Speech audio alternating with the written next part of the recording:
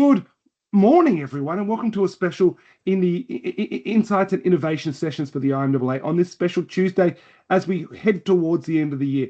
And it's a special one for a number of reasons. We're going to hear some special information. Everyone's been talking about Move, and we are closer and closer to what's happening with it.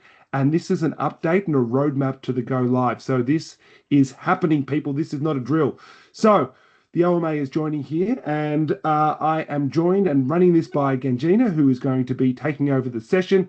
Over to you to take over and walk through the indies, what's happening with Move. Thanks for that fabulous introduction, Sam, and hello, everyone. So today's session is going to cover where we are now, give you some key updates on the data and the methodology, as well as share some insights on the out-of-home formats and environments across metro and regional.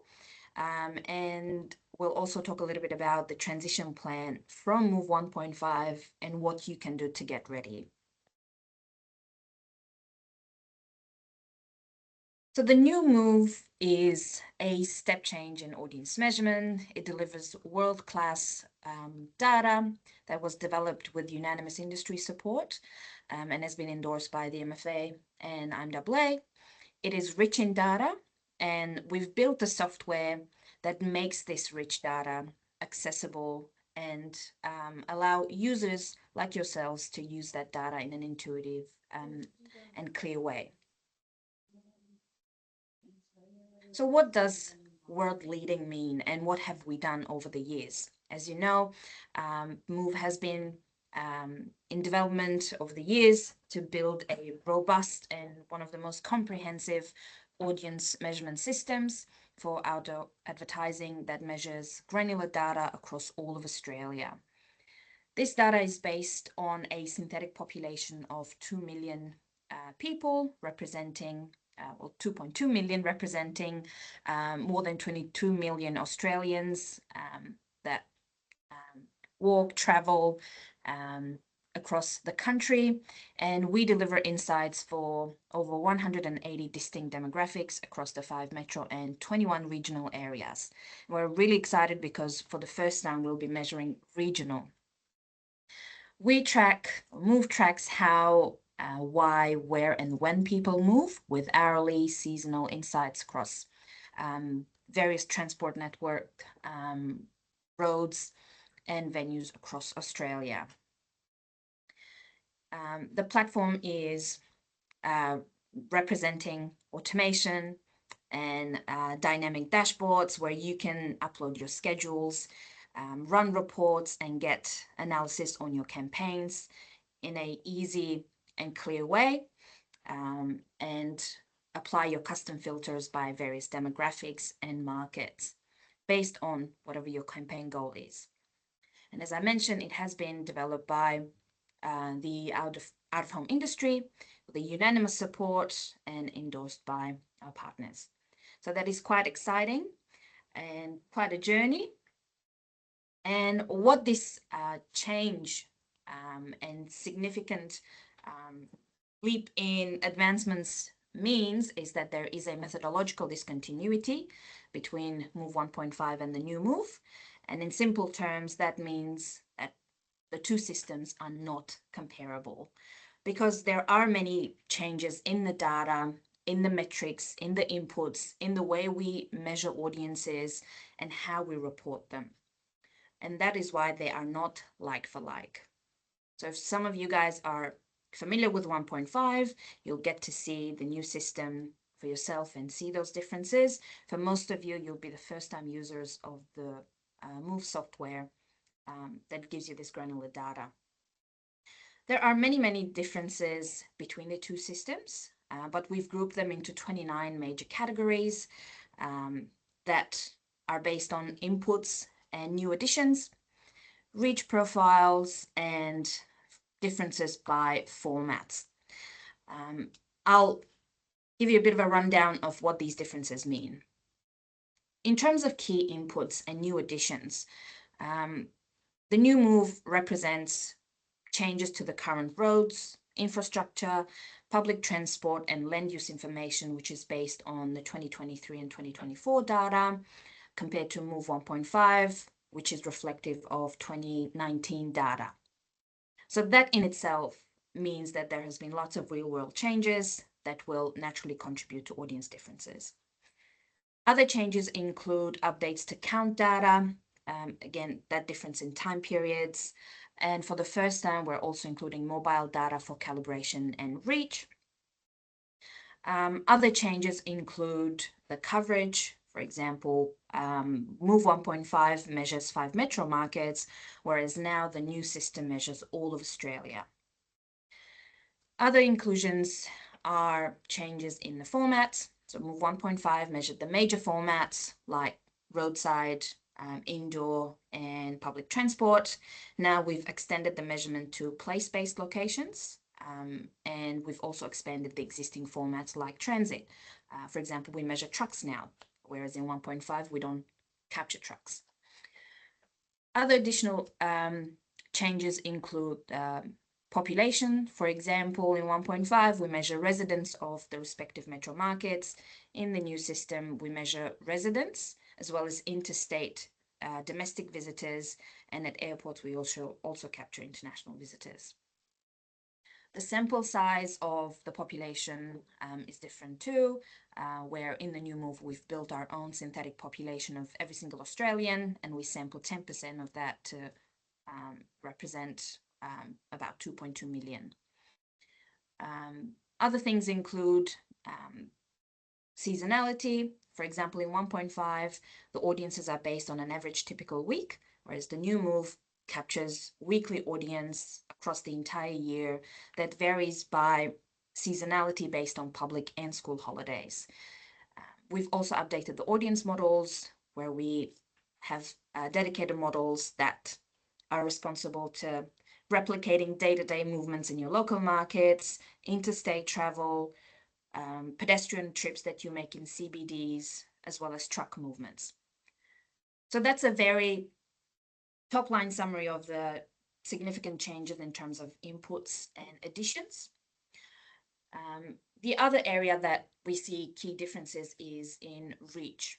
So in 1.5, we used 9-day recall survey across 6,000 respondents in Sydney and Melbourne, and we've extrapolated that to build the reach profiles. In the new Move, we use a 14-day GPS survey that tracked people movement second by second, and that was done across 5,000 respondents nationwide, and we've combined mobile data for calibration, as well as recall survey at the end of that 14-day period. The other difference is that we've modeled the audiences for an average typical week in Move 1.5, whereas now we model 2.2 million synthetic population and their movements across 365 days of the year using those 4 distinct behavior models and real-world calibration. Now let's look into individual formats and what are some of the changes in those areas. When we look at roadside, we capture all road links across Australia, so around 7 million road links. In Move 1.5, we measured major collector roads, a little bit here and there. The other changes that you'll see is captured in the systems is the speeds and distances in those links. In 1.5, we use average speed and distance. In the new Move, every road segment has its own speed and distance. So those 7 million that we talked about, they would each have their own speed and distance. And what that means is having differences in speed, distance, and roads in general contributes to difference in offset to audience. So where the sign is relative to the audience. Another area that is especially visible in roadside environment is daylight hours. So in 1.5, we had average daylight hours. In the new Move, we map out daylight hours across all TV regions by month. So that means we capture differences in sunrise, sunset times. Infrastructure changes. Any changes to your roads, such as road upgrades, new projects that have happened since 2019 are now captured in the new Move. Other changes include to corner vision, which is how we measure the sign and what's the distance and visibility within that corner vision. Mode share, which is the makeup of the audience, what percentage are car drivers, pedestrians, cyclists, and how they're split. And one other key area that we can see the changes, which is not only in roadside but across other digital signs as well, is the granularity of digital measurement. In Move 1.5, we measure digital audiences at a campaign level. In the new Move, we measure it at an individual sign, capturing each individual respondent's contact time based on their speed and distance. Now, in terms of indoor environments such as airports, stations, and shopping centers, we now use bespoke models for each individual location, where we take the location map, digitize it, and map out how people flow within those environments. In 1.5, it was based on a survey and categorization into different tiers of shopping centers or stations, and so on. We also have expanded our trip purposes. So in 1.5, there are about 12 trip purposes that make trips to these different locations, whereas in the new Move, there are 57 different trip purposes. And shopping centers specifically now attract trips that are not just shopping trips, but also if those locations have other points of interest, let's say a cafe, a bank, a post office, they also attract trips based on these special attractors that they have. With airports, we now capture interstate and international visitors at much more detailed level. Finally, when it comes to transit, which is your public transport, signs inside and on the exteriors of buses, trams, trains, light rails, and all other different types of public transports. Any changes that have occurred since 2019 in terms of the depots, the fleet sizes, which is the number of vehicles operating out of those depots, routes servicing out of those depots are now captured in the new Move, and in Move 1.5, that will be based on the 2019. We also capture audiences on parallel links, for example, that we haven't captured previously in the Move 1.5 system. We've also expanded our formats to cover more transit signs and types, as well as audiences are measured at an individual sign level. So all of this is at a major level. Now, in addition to all of these changes, there are other things that happen that are a little less major. So a bit more smaller changes, but there are many, many that altogether collectively contribute to this methodological discontinuity.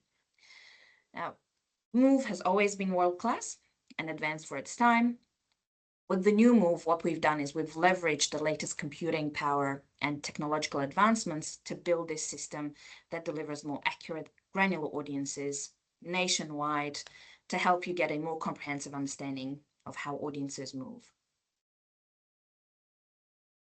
So building this system and having access to how people move and more granular and rich data, we've collated insights across people behavior and different formats, which I'll take you through in the next slides.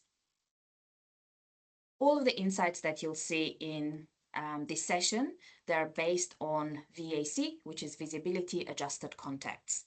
And that is the industry currency, which represents audiences that are likely to look at your sign. What we do is we take realistic opportunity to see, so the metric you see on the left-hand side, and that reflects your potential audience, which is those individuals who are passing by the sign's viewing zone and have realistic chance to look at that sign. And this is something that other media like TV and radio base their audiences on, the OTS, the potentials. We take that base audience and we actually apply visibility factors from eye tracking data to filter out and say who out of that audience is likely to look at the signs. So all the insights that you'll see are based on VAC. out of home reaches 97% of Australians aged 14 and above on a weekly basis. So after all years of development and $20 million investment, this is where we get to. And it is a proof that out of home reaches even those hard reaching audiences. And that 97% equates to 22 million people. So what does this mean? This means that we are a strong reaching medium on a weekly basis, especially when you compare it to other media channels like TV, radio, and contrasted with their monthly and weekly reaches. You can see that out of home is not only the strongest reaching medium, but also quickest reaching medium. Since we do what it takes a month for other media channels to achieve, we do it in a matter of week. And how do we do it? Why are we the quickest reaching medium? It's because about 4 out of 5 people leave their homes every single day, which means they can interact with outdoor signs. So for indoor environments, that means about 3 out of 4 people will see a sign, either an airport, station, or a retail center this week. Now I'll give you some specific insights to different environments and formats. When we talk about indoor, we refer to airport stations and shopping centers. So for shopping centers, you'll see that 25% of main grocery buyers are more likely to go on supermarket trips compared to an average person. I think that makes complete sense because the person who does the most buying of groceries in your household would be the main grocery buyer. Across a week, there are over 63 million total trips to shopping centers that Australians aged 14 and above make. It's a staggering number right there. And for those of us who love fashion shopping and probably did buy a whole lot during this holiday period, 48% increase in shopping trips, fashion shopping trips during summer period. So that makes total sense. Now, if we look into station environments, so signs that are at stations or station platforms or concourses, people on average spend 90 seconds or more dwelling in those areas. So that means if there's an ad playing in those areas, you'll get to be exposed to them at a prolonged period. In terms of airports, high income earners, those individuals who earn more than $156,000 a year, make 3.5 times more out-of-market business trips than an average person. Again, I think that makes logical sense, especially if you have, as a worker, as a person in that income bracket, you're making more business trips. There are over 3.1 million airport trips that occur nationwide on a weekly basis, and over 5 million additional trips to shopping centers during Q4 because of all of this holiday period. So some amazing insights on the indoor environments. Now let's move on to place-based. 1 out of 2 people will see a place-based sign this week across all the different locations that we measure in Move. So what are place-based locations? We capture 10 different environments for place-based, which are cafes, gyms, health centers, offices, pharmacies, petrol stations and convenience stores, sports centers, supermarkets, universities, and venues. So lots of different locations where our members have their signs. Well, collectively, 41.3 million combined weekly visits are made to the locations that we measure, which are 8,500 locations where members have their assets. To give you some additional stats on different environments that place-based has, for example, for offices, over 9 million full-time workers make about 36 million trips during to their usual workplace each week, and cafe visits increase by 45%, are made up of 45% by people who earn 156,000 compared to an average Australian. Now, finally, let's look at transit and roadside. Transit and roadside reach 9 out of 10 people on a weekly basis. That's because they're traveling on these major roads and across all of the country and have the ability to capture different demographics and people along their different trips. For public transport or transits, there are over 88,700 model public transport stops that move measures along with 7,100 routes. Each week, people make about 23 million trips on public transport, and about 80% of public transport audiences come from car drivers, pedestrians, cyclists, and others who are beyond the usual commuters. And when it comes to roadside, we measure 7 million road segments, along with 1 million points of interest and different public transport networks, which is where audiences engage with these different roadside signs. 87% of parents with children under 18 travel daily, compared to 75% of the general population. That makes sense, because as you have a family and kids, you get to go out and about more often. 75% of trips in metro are made by car versus 83% in regional that use higher, that make more trips by car. And roadside, because the signs are along all of these 7 million road segments, have the ability to engage audiences across different trips and occasions. So what this means is that on average, every week that people leave their homes, they will engage with about 173 signs weekly basis. So that were some key findings and insights that you got to see exclusively. Now, let's talk a little bit about transition from Move 1.5 and what this means for you. As I mentioned earlier, because of the methodological discontinuity between Move 1.5 and the new Move, agencies cannot benchmark between the platforms, and there won't be dual access during the transition period that will allow to retrospectively look at the campaigns that you've booked in 1.5 and compare it to the new Move. So that will not be the case. So what will be the case is before we go live, so the go live window is in February, March 2026. Before that period, there will be no access to the new Move. The focus is on getting the system admin all set up, signing up your license agreements and getting those baselines sorted. You'll still have access to Move 1.5 and we'll do all your campaign bookings and post-campaign analysis in this system.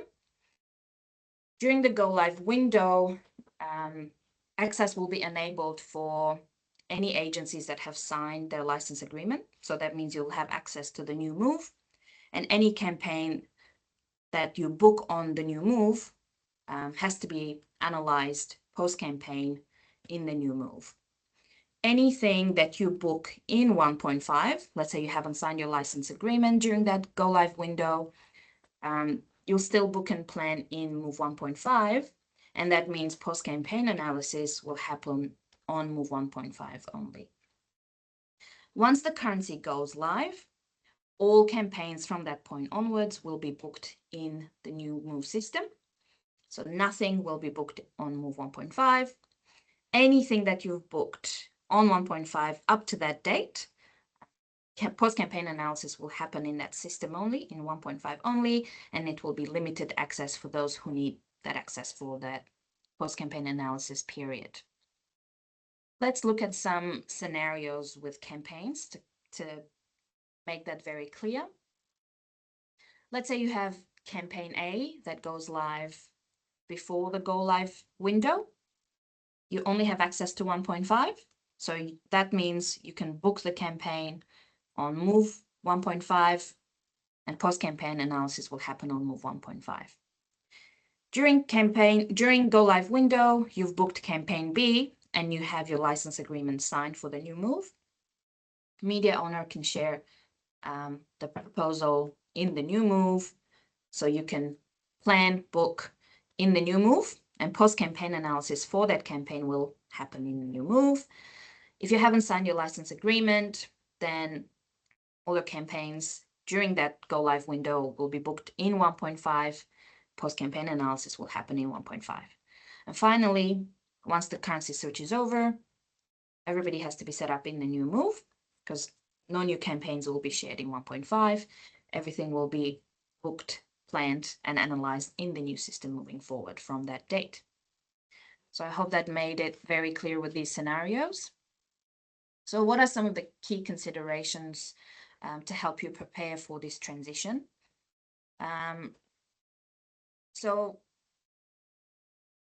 obviously, making sure that if you have to sign your license agreements for Move, if you need training ahead of that period, getting all of that sorted, making sure that you've set up all your users ahead of the go live date. If you need to set up folders, user group structures, getting all of that sorted. The other option, the other ability that you have in the new Move is company admins will be able to export site class data. So that is a file that contains information about media owner signs, that contains details like address, format, where it's located, size of the panel, and whether it's compliant with the All Main Placement policy about advertisements in your schools. It has that key information. It won't have audience information, but site class details. And you can use that once you've signed your license agreement to map it out with your internal systems so that you'll have that ready to go. And like I said, making sure that you've registered for a training, have all your teams gone through the sessions and equip them with the knowledge of the software, and sign your license agreement way ahead to ensure we get all the sysadmin out of the way. Some safeguards that Move has put in place is that we will monitor the system to make sure that any campaigns that have been booked on Move 1.5, the post-campaign analysis happens in Move 1.5, and we will be vigilant during this go live window and monitor to make sure data is not supplied in both platforms. So now that you know a little bit about the transition from Move 1.5, let's look at what's next and what you can do to get prepared. So at launch, the granularity of data will be that it will be weekly data across 52 weeks of the year, reflecting seasonal variations. And it will be, the data and the functionality will be at least equal to what Move 1.5 had at launch. Data and functionality will be fixed for a minimum of 6 months to ensure there's consistency and stability. Members can do API integrations and have everything set up for that launch period. The data is secure and controlled based on the agreed level that's available and detailed in the license agreements. And each individual media owner will see their own data. And what this means for agencies is that you'll only be able to see the data that media owners share with you in the form of a campaign package. For agencies, you can log in via one-time password or single sign-on. So it's a secure platform that allows you to access it in these two different ways. There's currently no API set up, but there is a future consideration and roadmap to enable API for agencies. We talked a little bit about the site class file that you can download and look at the data schema if you've signed the license agreement and map that out in your systems. But this is something that will be available on a monthly basis, where you can get an extract of all the different media owner signs that are live and in market. Reports that you can run on your campaigns will be at a total package level that the members share. It means that you cannot split it any further. You cannot look at it line by line, but you can do an analysis based on your different demographic, different market, national, or specific submarket level. What you can do is that you can combine multiple different packages from different media owners into a single combined campaign and run a combined analysis, which will essentially be similar viewability as a single level package that you cannot undo or look at line by line level audience. What are some of the activities that we've planned in the coming months? So the key focus at the moment is getting everyone sorted and signing your license agreements. So if you haven't signed your license agreements yet, now is a great time to get all of that sorted. And then from January, you can start with your training. We do have e-learning courses available. Anytime that you need them, just reach out to us. If you don't have a login, we'll set you up and you can start exploring those. And from February, we will kick off our face-to-face training sessions again. So these will be computer lab training, and we'll also have webinars and Q&A sessions all the way through the Go Live window. We will be delivering face-to-face trainings in Sydney, Brisbane, and Melbourne. So if these are not your markets, we recommend joining one of the webinar sessions that we would offer ongoingly. And in March, there will be a currency switchover. The date will be confirmed and communicated January of next year. So look out for that. And again, we'll push on with our training, both computer labs, webinars, and Q&A sessions. And then we will have roadshow delivered by media owners to agencies kicking off in April, alongside our usual training.